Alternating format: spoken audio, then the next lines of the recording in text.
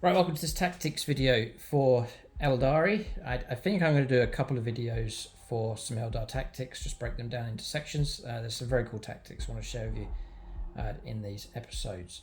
So I'm going to focus on a couple of units. There's a fair bit to go through with some Eldar combinations that seem to work really well for me on the battlefield. So I'm going to share that with you in this video. For discount 40k, if you want to get into collecting Eldar, start a collection or expand your collection, do check out gamingfigures.com, link for them in the video description below. They do discount 40k, a wide range of other games, accessories, paints, sprays and so on. And then if you are in the Middlesbrough direction, in England, they're over at a place called Red Card, so you can visit them. They've got a great gaming setup there as well. So it's gamingfigures.com, link for them in the video description below. And then do remember to check out the other Eldar content on the channel. I've done a fair bit already, but I really want to do some tactics videos for them. So the combination I want to look at here, I've got two examples, and that is where you take a unit that's average, it's okay, but then we build it up by adding a character, and then we take that unit and transport it, shelter it, and enhance it by using a transport. So it's the combination. I've got two examples here: unit, character, vehicle, and then unit, character, vehicle. And you can take a unit that's average and turn it into something very good, and then something that's excellent on the battlefield when you combine all of these together. Quite efficient on points as well. We'll talk about the points values, so not too exorbitant in points cost. The idea is we're going to give you some examples. We're going to roll some dice up here just to illustrate how these work. So I'm going to go with the Howling Banshees first of all, and there's all sorts of combinations you can do. There's other aspect warrior units out there, but it's that principle. So small unit, add a character of some kind, and then a transport vehicle. So just going to move the fire dragons out of the way for now. One of these units is dedicated as anti-tank, which will be the fire dragons, and then the other one's going to be dedicated anti-infantry, light infantry, medium, heavy infantry with the banshees. So, and I think that'll be a good way to illustrate this. So we'll look at the banshees first of all. I'm not going for every stat line for them. What I'm going to do is strip away the character, strip away the transport vehicle, and just go with the unit. You can take squads of 5 or 10 Howling Banshees. Now, in and of themselves, they're okay. We're going to pit them against this tough squad of aggressors. I would propose that with Eldar, you need to build a combination that will delete the unit if possible. If your opponent gets a chance to strike back, that's where Eldar can collapse. So a nice clean kill is the ideal situation with the Eldar. If I destroy half the unit, I'll be struck back and then I'll be destroyed. And so the ideal situation is just to wipe the unit nice and efficiently if you can. So with Banshees, in fact, I'll call it their stats as they go in. So they go an 8-inch move. So even just as a bare bones unit, you've got a quick move. So I'm going 8 inches. And then for Banshees, you can advance and charge. It's so useful. Roll a 1. But usually you're going to roll an average of about like a 3 or 4. And that's going to help put you right into the face of your target. You really want that charge to go ahead. They can also fall back and charge as well. Yeah, that's the acrobatic built-in rule. Also, I want to call out just at this very sort of bare bones stage, remember your agile maneuvers. One of the most useful for a unit such as Howling Banshees is this one, Flitting Shadows. When you advance or select to make a normal move, advance or fall back, or declare a charge, or a setup on the battlefield. At the end of the turn, enemy units cannot fire Overwatch. So you can shut down Overwatch. That's so crucial because we want to try and preserve the numbers of these. So we'll say we've shut down Overwatch, or no Overwatch takes place. We'll go for our charge, and then we'll send them in. So 5 Banshees, the squad's only 85 points, and the aggressors are 230. So Banshee attacks, 4 regular models. I'll just go for this quick. The whole idea is we illustrate this for you. So only 2 attacks each now.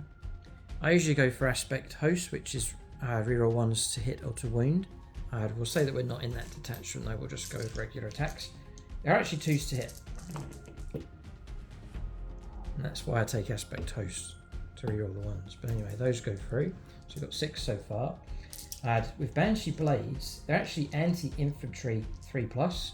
So they're really well cut out for taking on heavy infantry. These are toughness 6, but they'll bypass that and we'll just roll 3 ups for our wounds. And 4 go through. We're rolling quite well. AP -2, so 5 up saves. Make 1. It's 2 damage, so it's going to slay a model. And then put 2 wounds on another, so 1 with just a wound left. Then I probably should have gone with the Exarch first. I usually take the Executioner. 3 attacks with her. Again, needing 2s, and again, that's why I take Aspect Warrior Host, because I could have rerolled that one. And then we're looking at anti-infantry 3+. Both go through. These are AP -3, so 6s to block, failed, and they're actually damage 3, so it's going to kill that model and kill that model. That's not bad going. That's a small squad of Banshees, 85 points, no help, and they have taken out half the aggressor squad. That is quite impressive. A full squad of Banshees may well have been able to cut them down. But that's no good. I don't want an avalanche of attacks come back and then I get crushed. I want to be able to wipe the squad if I can. So we'll set these back again. And then we will add Jain Zar into the mix. Now this is not the complete combo here, but it's going to be an improvement. So you got Jain Zar, the Phoenix Lord.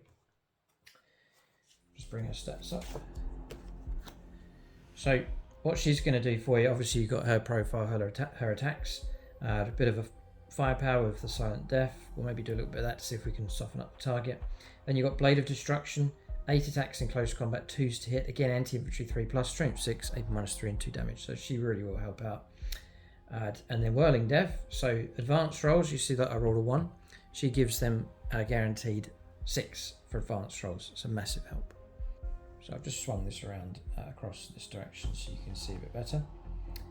She can also, with the unit, when they make an advanced move, ignoring vertical distances, when determining the total distance, models can move that game. So it can actually help speed up the unit in 2 ways. So the guaranteed 6-inch advance and then helping to move over terrain.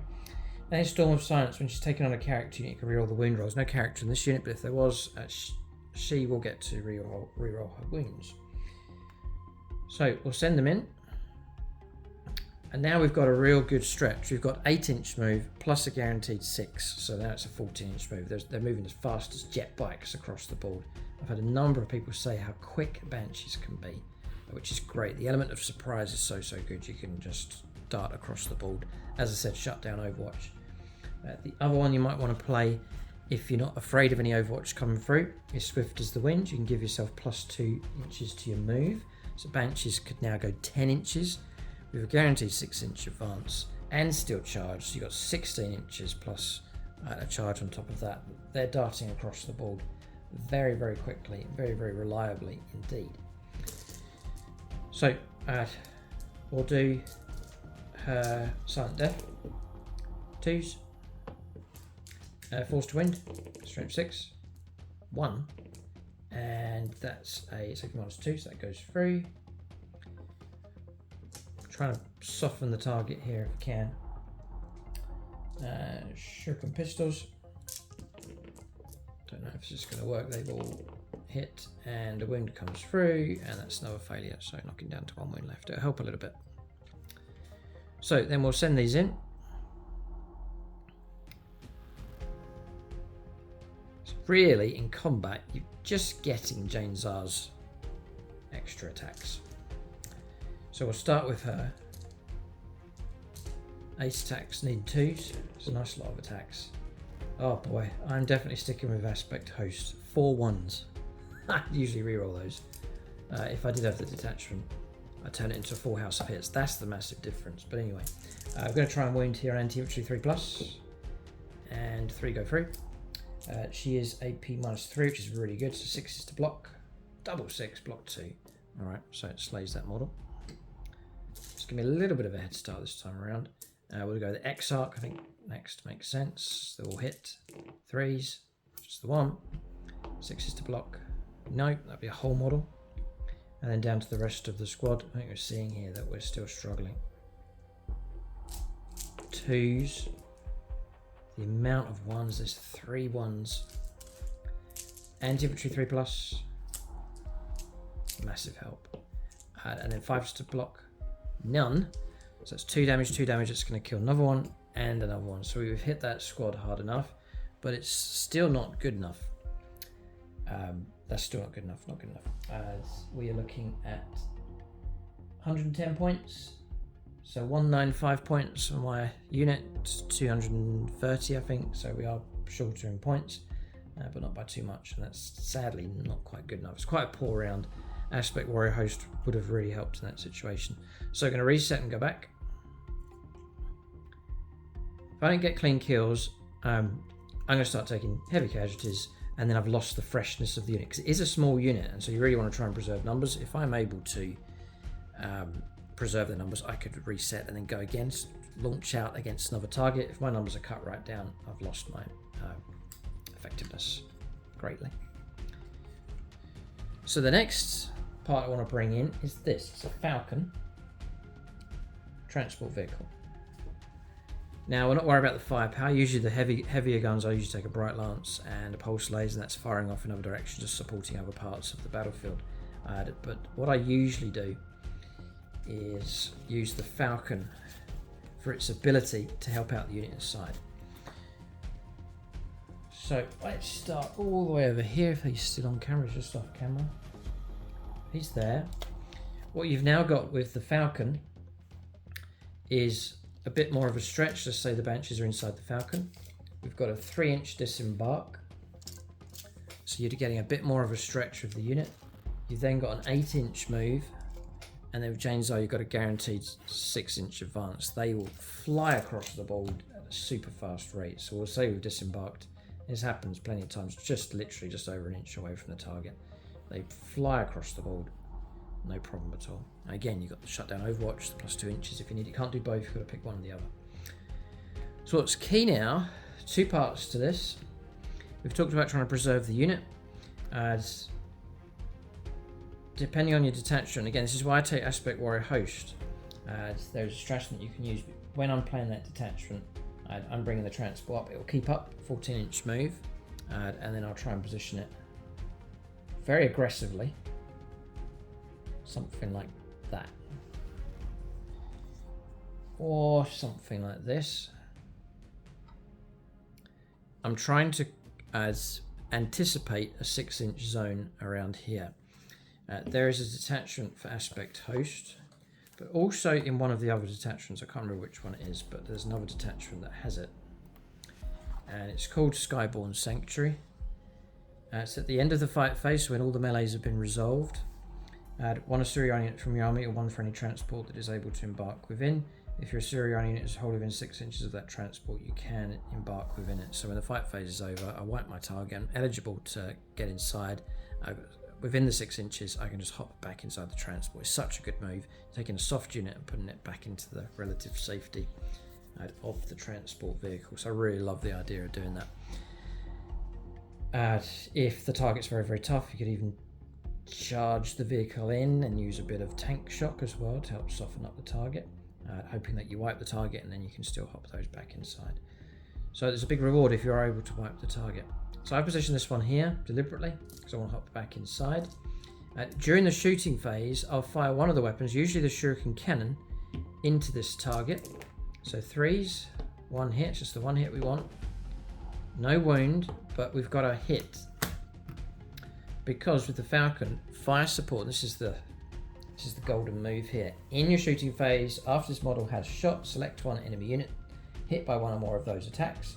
To the end of the turn, each time a friendly model that disembarked from this transport this turn makes an attack that targets that unit, you can reroll the wound roll. It's a huge buff, virtually doubling the effectiveness of the unit. So we're going to illustrate that now, and hopefully we'll see a comfortable wipeout. That's what I'm hoping we'll see here. Now we've got the support of the Falcon. Because as I said, we want to be able to glide through a unit and with a very high chance of wiping it. Not a 50-50, we really want to tip the melee in our favour. So we'll go with the transport shot and wounded. As hit, that's all we need. You don't need to worry about wounding and so on, but we've actually got our hit with the shuriken cannon. It's there now. We're granting rerolls for our attacks. Just checking. Makes an attack. Yep, so it's actually going to count in the shooting phase. Amazing. I'm going to stay out of my Aspect Warrior host. But as we've seen already, it's going to make a big difference. A good difference. But we'll go with our pistols first from the squad. To soften up. So 3s. 5s to wound. Rerollable. And it's picked us up to wounds. One of them does go through, so it's already helped. Then we'll go Jain Zar's attacks. 2s. Followed by 4s. Re-rolling. That's helped again a little bit. -2. And we block 2, but 2 go through. Damage 1. So model slain. That's helpful. Then we'll make our charge. And we'll see if the wound, rerolling the wounds makes much of a difference. So we'll go with Jain Zar first. I'm careful how I'm positioning the models. Trying to keep within 6 inches, but I've got myself so close that even if I have to wrap around, I've still got everyone within 6. But I need the wipeout for this to work. So we'll go Jain Zar. Do you know what? That should be wise to go with her squad first, because I want to use the Executioner first. It's a clean damage 3. So don't rush into these, think it through. So those have all hit. It's trouble now. 3s to wound, re-rolling. That was a 4, and that's a 4. Okay, so we've got 3 wounds coming through. 6s to block. Did block 1, but 2 models slain. Off to a good start. Then we'll go the rest of the squad. Ace attacks. We're up against the heaviest of infantry. Imagine light infantry and so on. You're really going to hit them hard. Those have missed. The ones have. The 2 actually hits. It's going to be 3s to wound. Rerolling. All wounded. It's really good. 5s to block. 1. That's 1, 2. 2 more models slain. I think we've done it. Let's see how much more comfortable it is to do. And then we literally have 1 model left with 1 wound for Jain Zar to finish off. Overkill is fine by me. I want the clean kill. Usually I'll be rerolling 1s, but it's been a good, efficient hitting. And then we're trying to win on 3s. There's some failures. Reroll those, and we turn a failure into a full house of wounds. -3. Target's totally destroyed. That would be helpful. If there was a character in the unit, there'd be a fair chance of bringing down the character as well. I've got myself my clean kill. I want it to be nice and comfortably done. And then at the end of the turn, or end of the fight phase, I'll hop this unit back inside the transport vehicle. Now that transport vehicle can relocate, or as the squad can disembark from another direction. So actually buying myself a lot of extra movement, because I could disembark from out the back and head off in a totally different direction and regain, gain myself loads of inches movement across the board. So it's a brilliant combination. We've taken a basic unit, 85 points. It was okay. We had a Jain Zar, did better. Gave it the Falcon transport, and all of a sudden, you've got the super fast, utterly deadly unit on the board. Just with that right combination. So I hope that's illustrated it for you how that works. Feel free to copy that one. It's a brilliant combination. I've had a lot of people singing the praises of Howling Banshees. They're a very, very effective anti-infantry unit on the board. And it is so vital that you strike first, because as I said, Eldar, if they're struck hard, they do collapse. The units don't have too much resistance, so it is so important you get that first blow in at full strength, if possible. So that's that combination. One of my favourites. It's glorious to see Howling Banshees doing well on the battlefield. And for Eldar, try and build combinations with a specific task. This unit is designed to go after infantry and do that task well, is the plan. Now we're up against the Dreadnought. They would struggle. -1 damage, so our swords dropped and Jain Zar drops just damage 1. It's not an ideal situation. We want a bit of anti-tank helping us out, so that'll be in the form of the Fire Dragons. So again, it's the same principle. We're taking a simple unit of 5, and then we'll see how well it does. And I think maybe this time around, I'm going to bring in Aspect Host. So I'll be rerolling my 1s for shooting. I usually declare that. You can choose. You can reroll 1s to hit or to win, but I'm going to elect to reroll shooting. So we'll save disembarked of these. I've kept them at full strength, squad of 5. And we're firing at normal range. And again, these may do okay, but I don't want them to do okay. I want them to do a clean, efficient kill, if possible. So we're going to try and build up this combination to illustrate that for you. And it's a great asset in the game if you've got units that you know are very dependable.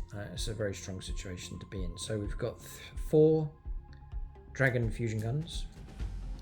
So 3 to hit rerolling ones. Okay. And we'll stop right there because there's a rule for these.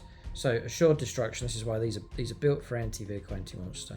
In your shooting phase, each time model on this unit makes a ranged attack that targets a monster or vehicle, you can reroll the hit roll. Amazing. You can reroll the wound roll. Fantastic. And you can reroll the damage roll. It's super powerful. A squad of those is going to cost you 100 points. For what they potentially can do, it's very cheap. I'll reroll this hit roll and we turned that into a hit. The downside is we have strength 9 and the target's toughness 10. So it's going to be 5 to wound.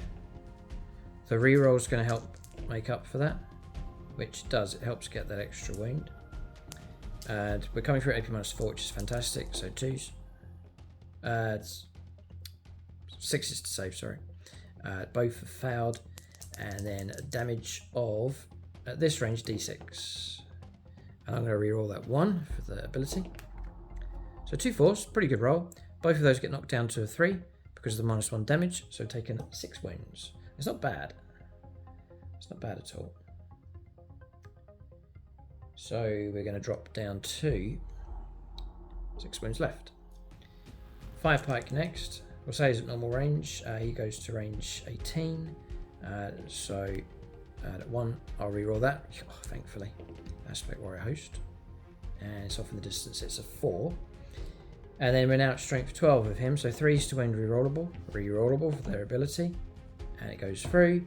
It's AP -4. 6 up to save. Nope. And D6 damage. A 3. I'll reroll it. And we get a 4. Drops to 3. So down to 3 wounds left. So, you could pat yourself in the back and say, well, I've put a lot of damage there on the Dreadnought, but it's not good enough. That Dreadnought survives. They will be in trouble. They're a weak, small unit. You can shoot at them, tank shock them, charge them, close combat. It'll be a mess, and you've lost the potency of your unit. So, we'll bring in, there's 2 options I've heard people talk about. You can either go for a similar kind of points. You can just expand the unit to a squad of 10. That probably would have done it. Or you can bring in Fuegan. Or another character of your choice, but Fuegan goes with Fire Dragons. He brings some great enhancements for them. And, just the look of the model. To bring him into your list. So say Fuegan's with them. Now what he does is a number of things. Obviously he's got his own attacks. The Seer Song, Beam, which is 3 attacks, sustain 2. Assault and Melter 1. 2 to hit, strength 8 -3, 2 damage. Or you've got the Seer Song Lance, which is range 18. 1 attack in 2s, but strength 14 -4 and D6 damage. And it's Melter 6 if you can get within half range, which would be 9 inches. We'll say that we're out of 9 inches, just for this illustration. Then on top of that, you had 6 inches to the range characteristic of Melter weapons. So that's going to help you with your reach. You might not be able to get too close to the target, but the extra 6-inch range is going to help you get closer for your firepower. Also get closer for your Melter ability to pick up the extra damage coming through.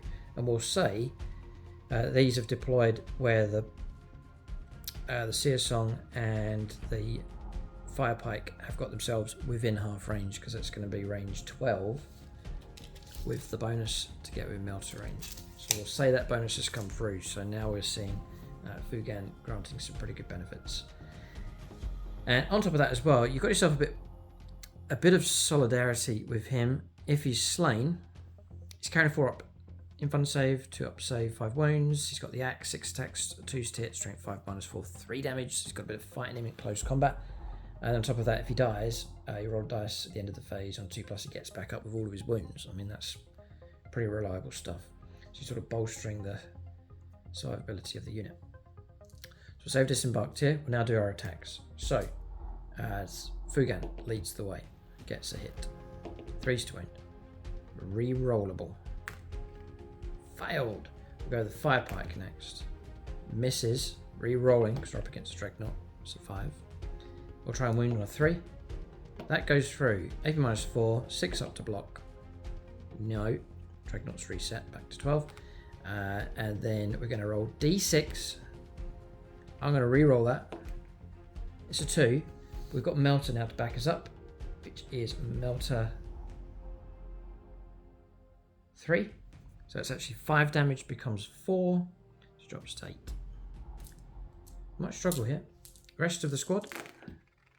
Good shooting. 5s to wound. Reroll those. God, we're glad of the reroll. -4, which is so good. Didn't block. Regular fire dragon's doing it. And then we're going to try and do damage rolls. I'll reroll the 1. Becomes a 2. So we're now looking at these at regular range. So 3, 2, and 1. So another 6 damage coming through.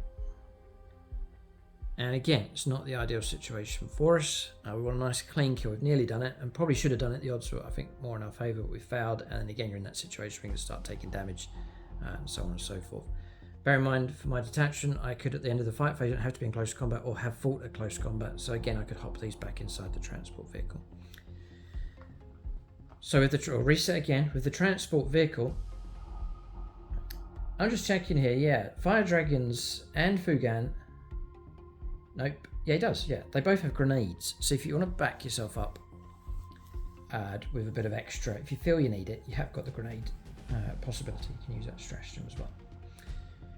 So with a transport vehicle, similar to the Howling banshees, you now have the ability to transport this unit around the board and to give you that extra reach.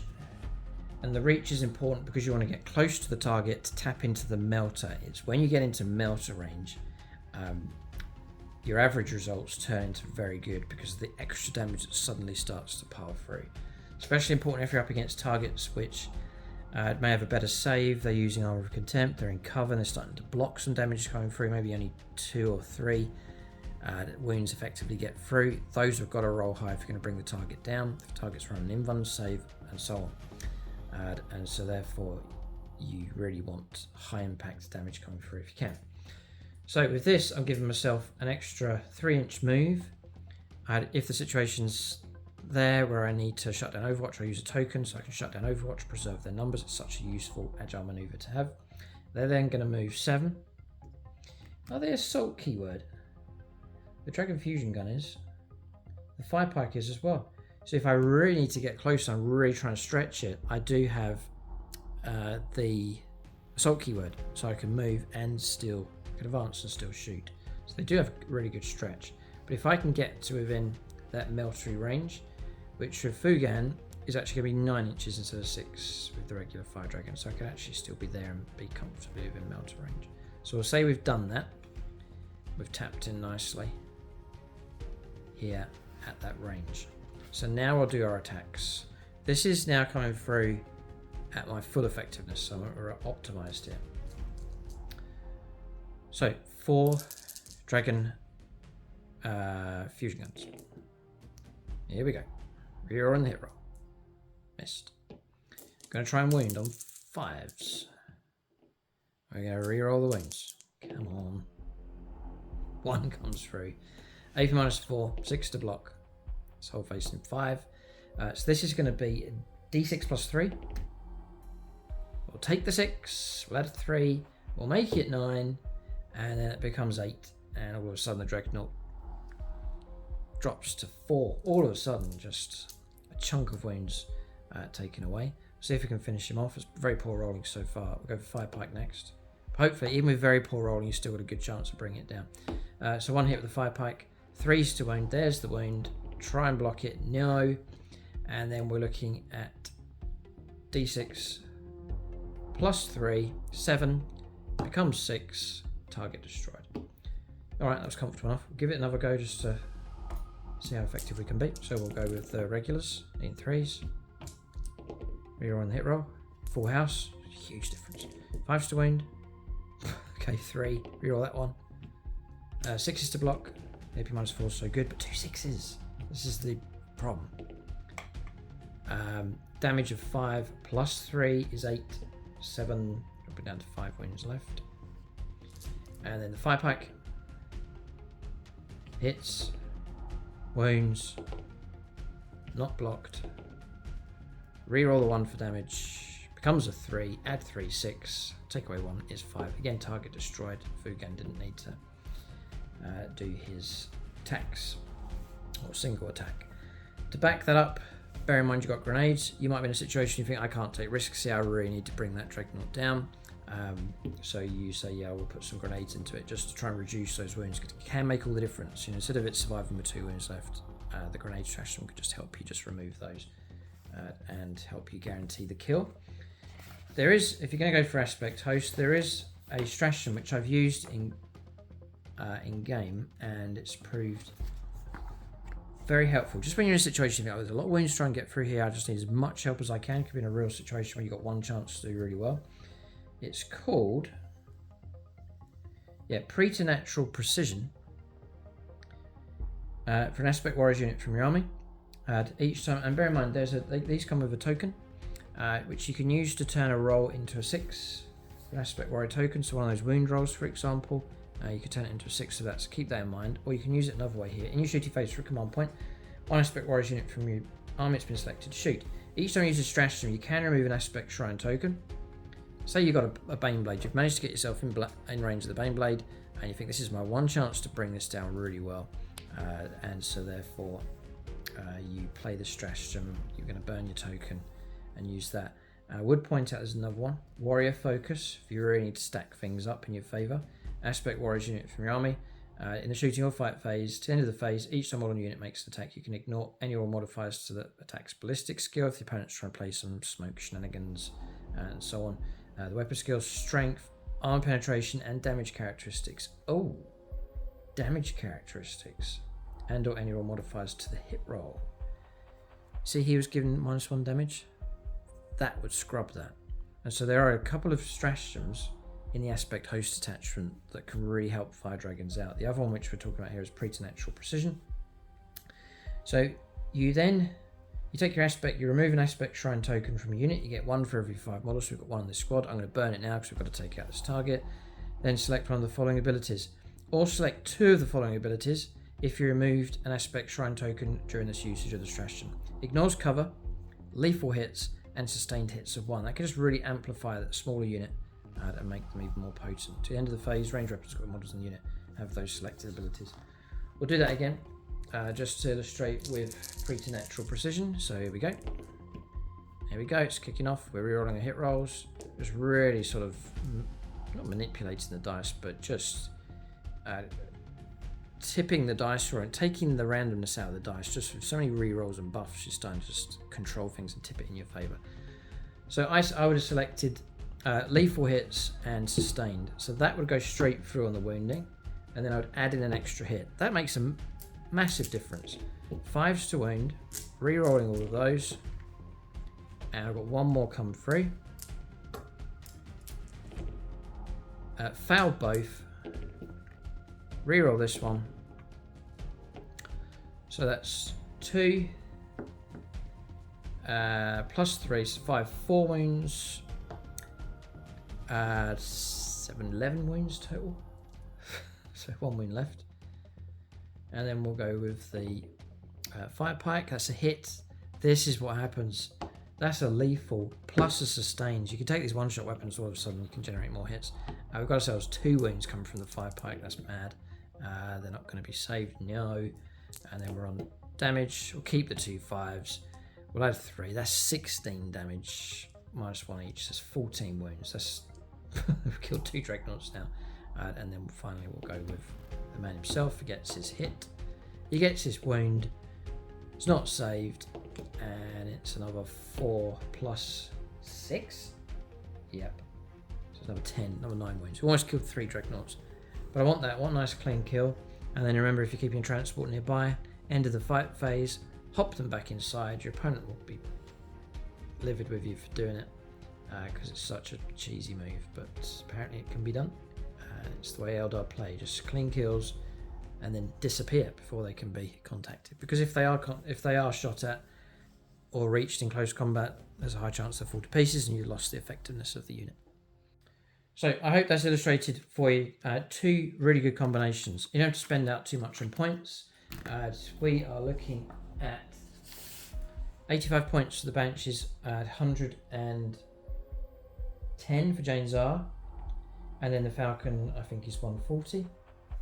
120 for the wave serpent. Fire dragons are 100. Fuegan's 115. It's not one effective kill with these isn't quite worth the points. You're looking at about 300 points for either of these combinations. Ideally you want two effective kills, like two Dreadnoughts for example, but then you've sort of paid for your points. One kill then you're wiped out, it's not really any good. So you do want to try and manipulate things where you're able to hop back inside the transport, make sure the target's completely destroyed, just to give you the best chance possible being able to go out and strike again, which is possible. And you're saving yourself time in the game.